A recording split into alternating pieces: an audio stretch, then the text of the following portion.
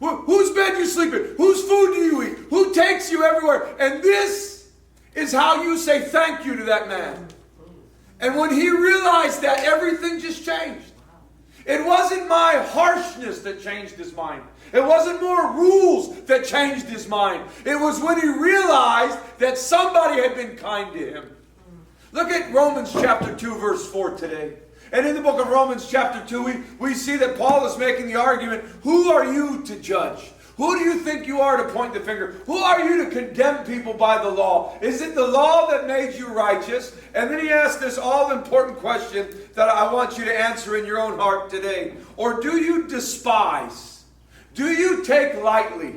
Do you show contempt for the goodness and the forbearance and the long-suffering, not knowing that the goodness of God, the kindness of God, leads us to repentance? It's God's love that changes our hearts. Let me say it again. It's God's love that changes our hearts. Sometimes we think if we put more rules, more regulation, if we yell louder, if we hit them harder, we think it's going to change them. If we have more better arguments, then we'll really change them. But it's the goodness and the kindness of God that ought to lead us. So if that's true, then we ought to cut off that contempt. We ought to continue in that kindness, and we ought to keep changing. This last week, we received a dog in our family. I had a dog years ago that I liked it. There was a dog my wife always wanted to have, a golden doodle.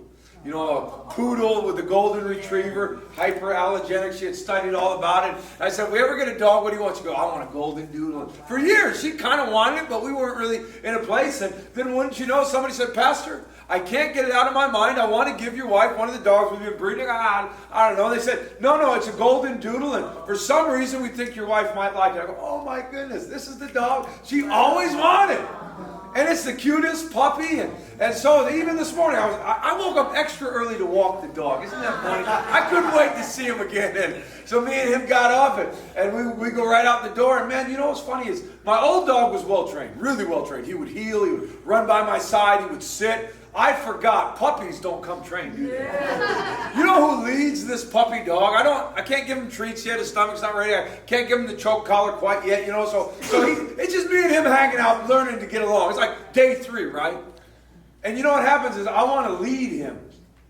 But he sees a butterfly, and he's never seen a butterfly before. He's like, he sees a squirrel, and he's excited about the squirrel. A dog goes by, and it's like the most fascinating thing he's ever seen in his life. I mean, anything distracts him. The wind blows and moves the bushes, and he's looking around smiling like, wow, wasn't that great? You know, I'm trying to walk him, and he wants to be led by everything else. Let me ask you a question. What leads you? In Matthew chapter 6, didn't Jesus say, lead us not into temptation? And many people live their whole life fulfilling lust, after greed, after sinful things. Look at Romans 6. It says, don't be led by your old master who was sin.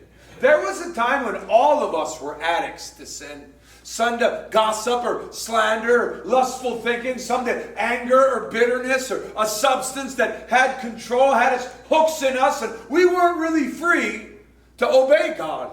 We were only in this sin slavery to that vice, that sin.